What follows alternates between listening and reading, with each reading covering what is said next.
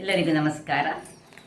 ಇವತ್ತು ಸಮ್ಮರಿಗೆ ಬೇಕಾದಂತಹ ಹೆಸರು ಬೇಳೆಯನ್ನು ಉಪಯೋಗಿಸಿ ಅದರೊಟ್ಟಿಗೆ ಮೆಂತ್ಯ ಸೊಪ್ಪು ಸಹ ಸೇರಿಸಿ ಒಂದು ಗೋಧಿಯ ರೊಟ್ಟಿ ಬಹಳ ಟೇಸ್ಟಿಯಾಗಿ ಬರ್ತದೆ.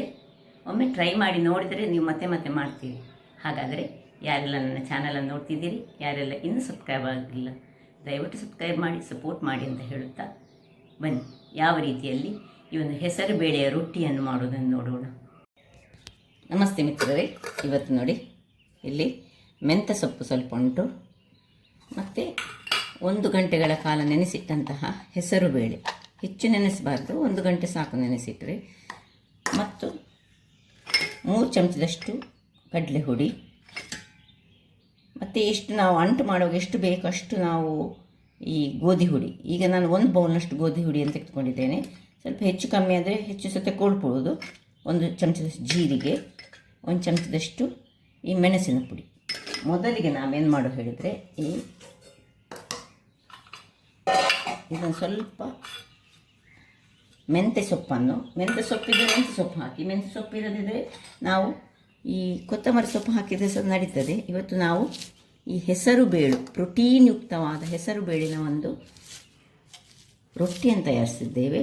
ಅದು ನಮ್ಮ ಚಪಾತಿ ಹಾಗೆ ಸಹ ಆಗ್ತದೆ, ಪರೋಟದ ಅಂತ ಸಹ ಹೇಳ್ಬೋದು, ಯಾವ ರೀತಿ ಸಹ ಹೇಳ್ಬೋದು. ಬಟ್ ಆರೋಗ್ಯಕ್ಕೆ ಬಹಳ ಉತ್ತಮ ಮತ್ತು ಬಹಳ ರುಚಿಯನ್ನು ಕೊಡುವಂತಹದ್ದು. ಸೊ ಇಷ್ಟು ಕಟ್ ಮಾಡಿದ ಮೇಲೆ ನಾನು ಒಂದು ಬೌಲಲ್ಲಿ ಹಾಕೊಳ್ಳೋಣ.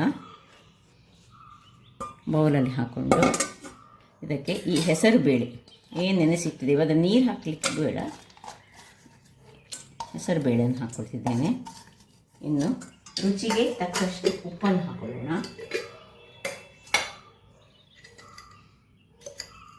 ನೋಡಿಕೊಂಡು ಹಾಕಿದರೆ ಆಯಿತು. ಉಪ್ಪು, ಮೆಣಸಿನ ಪುಡಿ, ಜೀರಿಗೆ, ಇನ್ನು ಕಡಲೆ ಹುಡಿ ಸ್ವಲ್ಪ,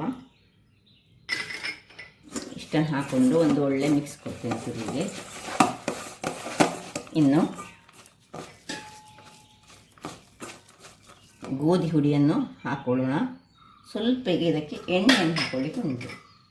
ತೆಂಗಿನ ಎಣ್ಣೆ ಹಾಕೊಳ್ಳಿ, ಅಥವಾ ನಿಮ್ಮ ಹತ್ರ ಯಾವ ಎಣ್ಣೆ ಉಂಟು ಅಥವಾ ತುಪ್ಪ ಹಾಕಿದರೆ ಸಹ ನಡೀತದೆ. ಸ್ವಲ್ಪ ಎಣ್ಣೆ ಹಾಕ್ಕೊಂಡು ಇದನ್ನು ಕಲಾಡಿಸಿಕೊಂಡು ಇದಕ್ಕೆ ಸ್ವಲ್ಪ ನೀರನ್ನು ಹಾಕಿ ಒಂದು ಈ ಚಪಾತಿಯ ಫಾರ್ಮ್ನಲ್ಲಿ ಸ್ವಲ್ಪ ಗಟ್ಟಿ ಡೋ ಬೇಡ, ಅದಾದ ಒಂದು ಡೋವನ್ನು ನಾನು ರೆಡಿ ಮಾಡ್ತೇನೆ.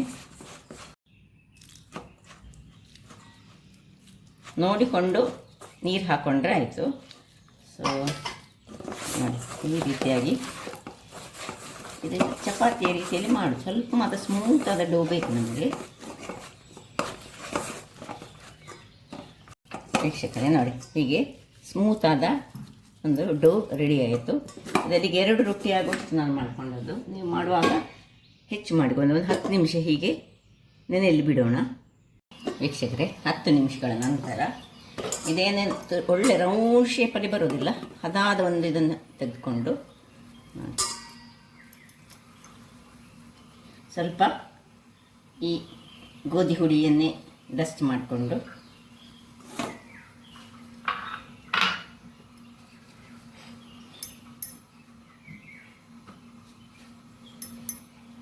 ಚಪಾತಿಯ ರೀತಿಯಲ್ಲಿ ಇದನ್ನು ನೋಡಿ ಸ್ಮೂತ್ ಉಂಟು, ಅದರಿಂದಾಗಿ ತುಂಬ ಒತ್ತಲಿಕ್ಕೆ ಹೋಗಬಾರ್ದು. ನೋಡಿ ಈ ರೀತಿಯಾಗಿ ಮಾಡಿಕೊಡೋಣ. ಆರೋಗ್ಯಕ್ಕೆ ಈ ಸಮ್ಮರ್ ಸೀಸನ್ನಲ್ಲಿ ನೋಡಿ ಈ ಹೆಸರು ಬೇಳೆಯನ್ನು ಆದಷ್ಟು ಉಪಯೋಗಿಸಿದರೆ ಬಹಳ ಒಳ್ಳೆಯದು. ಹೆಸರು ಬೇಳೆ ಬಹಳ ಉತ್ತಮ. ಸ್ವಲ್ಪ ತಂಪು ಪ್ರವೃತ್ತಿಯನ್ನು ಹೊಂದಿರೋದ್ರಿಂದ ಅದಕ್ಕೆ ನಾವು ನೋಡಿ ಸ್ವಲ್ಪ ಗೋಧಿ ಹಿಟ್ಟನ್ನೆಲ್ಲ ಹಾಕಿ ಮಾಡಿದರೆ ಬಹಳ ಚೆನ್ನಾಗಿ ಬರ್ತದೆ. ಇದನ್ನು ಬೇಕಿದ್ದರೆ ರೌಂಡ್ ಶೇಪಲ್ಲಿ ಮಾಡಲಿಕ್ಕೆ ಒಂದು ಪ್ಲೇಟನ್ನು ಒತ್ತಿ ನಾವು ಹಾಗೆ ಸಹ ಮಾಡಿಕೊಳ್ಬೋದು.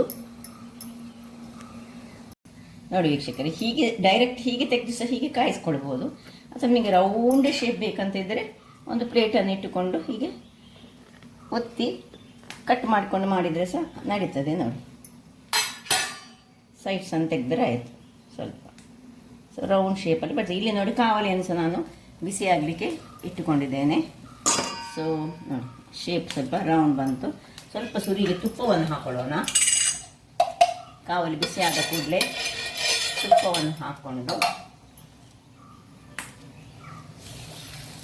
ಇದನ್ನು ಈ ರೀತಿಯಲ್ಲಿ ಕಾಯಿಸ್ಕೊಳ್ಳೋಣ. ಇನ್ನು ಸ್ವಲ್ಪ ಮೇಲೆಗೆ ತುಪ್ಪವನ್ನು ಹಾಕೊಳ್ಳೋಣ.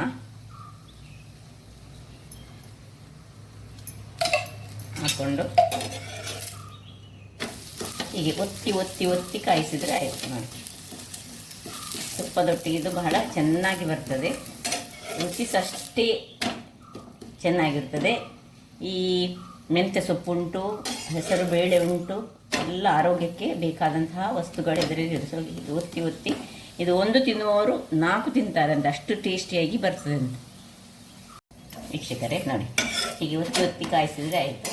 ಇದನ್ನೀಗ ನೋಡಿ ಆಯಿತು, ಇದು ಈ ರೀತಿ ಕಲರ್ ಬಂದರೆ ಆಯಿತು. ಇದು ಬೆಣ್ಣೆಯೊಟ್ಟಿಗೆ ತಿನ್ನಲಿಕ್ಕೆ ಅಂತ ಸೂಪರ್ಬಾಗಿರ್ತದೆ. ಇಲ್ಲಿ ನೋಡಿ ಇನ್ನೊಂದನ್ನು ಸಹ ಅದೇ ರೀತಿ ಮಾಡಿಟ್ಕೊಂಡಿದ್ದೇನೆ. ಹೀಗೆ ಎಣ್ಣೆ ಹಾಕದೆ ಸಹ ಖಾಲಿ ಸಹ ಕಾಯಿಸ್ಕೊಂಡು ಮಾಡ್ಕೊಳ್ಬೋದು. ಎಣ್ಣೆ ಬೇಕಿದ್ದವರು ಎಣ್ಣೆ ಹಾಕಿದರೆ ಆಯಿತು. ವೀಕ್ಷಕರೇ ಇಲ್ಲಿ ನೋಡಿ ಎರಡನೇದು ಸಹ ರೆಡಿ ಆಯಿತು. ಎಷ್ಟು ಚೆನ್ನಾಗಿತ್ತು ನೋಡಿ, ತೆಳು ಸಹ ಉಂಟು ಮತ್ತು ಒಂದೊಮ್ಮೆ ಕ್ರಿಸ್ಪಿಯಾಗಿ ಸಹ ಉಂಟು. ಬೆಣ್ಣೆಯೊಟ್ಟಿಗೆ ಮೊಸರಿನೊಟ್ಟಿಗೆ ಎಲ್ಲ ತಿನ್ನಲಿಕ್ಕೆ ಬಹಳ ಉತ್ತಮ. ಇನ್ನೊಂದು ಒಟ್ಟು ನಾನು ಅಳತೆಯಲ್ಲಿ 3 ಆಗಿದೆ ನೋಡಿ. ಇನ್ನೊಂದು ಸಹ ಅದನ್ನು ಹಾಕ್ಕೊಳ್ತಿದ್ದೇನೆ. ಸೊ ನೋಡಿದ್ರಲ್ಲ ವೀಕ್ಷಕರೇ, ಈ ಒಂದು ಪ್ರೋಟೀನ್ ಯುಕ್ತವಾದ, ಬಹಳ ಆರೋಗ್ಯಕ್ಕೆ ಉತ್ತಮವಾದ ಇಂತಹ ಒಂದು ರೊಟ್ಟಿ ತಿಂದರೆ ಸಾಕು, ದೇಹಕ್ಕೆ ಬಹಳ ಉತ್ತಮ.